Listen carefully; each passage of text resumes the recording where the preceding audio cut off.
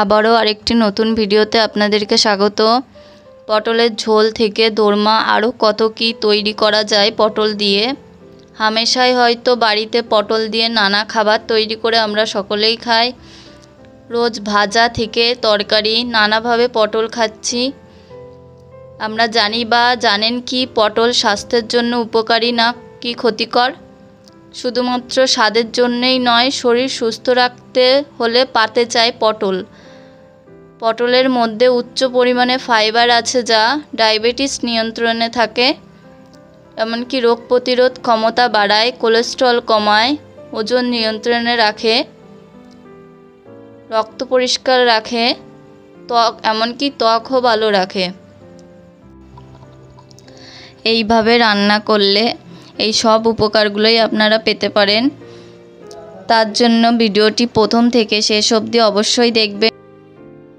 এই রেসিপিটার জন্য পটলগুলোকে আমি এইভাবে পুরো গাটা ছুলে নেব না, খোসাটাকে না ফেলে এইভাবে গাটাকে আঁচড়ে নেব। এবার কড়াই একটা প্যানে দিয়ে দেবো পরিমাণ মতো সরিষার তেল। তেলটা গরম হয়ে গেলে দিয়ে দেব কালো জিরে ফোড়নে। এবার দিয়ে দেবো আদা, পেঁয়াজ, রসুন, কাঁচা লঙ্কা বাটা দিয়ে একটু কষিয়ে নেব। নুন, যাতে কালারটা একটু লালচে ভাব আসবে তখনই দিয়ে দেবো চিংড়ি বাটা। চিংড়ি বাটা দিয়েও একটু বেশ কিছুক্ষণ কষিয়ে নেব। এবার দিয়ে দেবো সরিষা বাটা, কাঁচা লঙ্কা, নুন, হলুদ দিয়ে বাটা সর্ষে ছেঁকে দিয়ে দেবো। এবার কিছু মশলা দিয়ে দেবো, গুঁড়ো মশলা যেমন জিরে গুঁড়ো, দিয়ে দেবো হলুদ গুঁড়ো, ধনে গুঁড়ো, গোলমরিচ গুঁড়ো, গরম মশলা গুঁড়ো, যে যেমন ঝাল খায় সেরকম পরিমাণে দেবো। মশলাগুলোকে ভালো করে কষিয়ে নেওয়ার জন্য দিয়ে দেবো জল, যাতে মশলাটা খুব সুন্দরভাবে কষে যায়। 7-8 মিনিট কষানোর পর মশলাটাকে এইভাবে কষানো হয়েছে। এখনও মশলাটাকে 5-6 মিনিট মতো কষিয়ে নেব,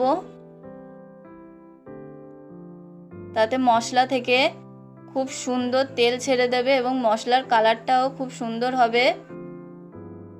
মশলা কষানো হয়ে গেলে এবার এইভাবে থালায় পুরটাকে ঠান্ডা করার জন্য দিয়ে দেবো। এবার পটলের ভেতরে যে অংশটা ছিল সেটাকে বাইরে বের করে দেব।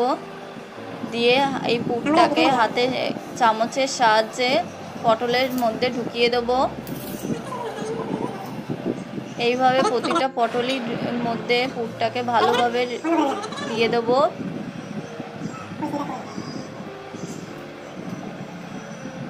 এই পটলের দোরমাটা খেতে অসাধারণ লাগে।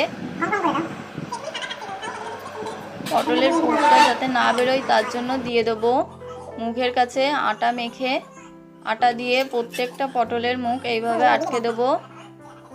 এবার একটা কড়াইতে নিয়ে নেব পরিমাণ মতো সরিষার তেল। তেলটা গরম হয়ে গেলে পটলগুলো দিয়ে দেবো।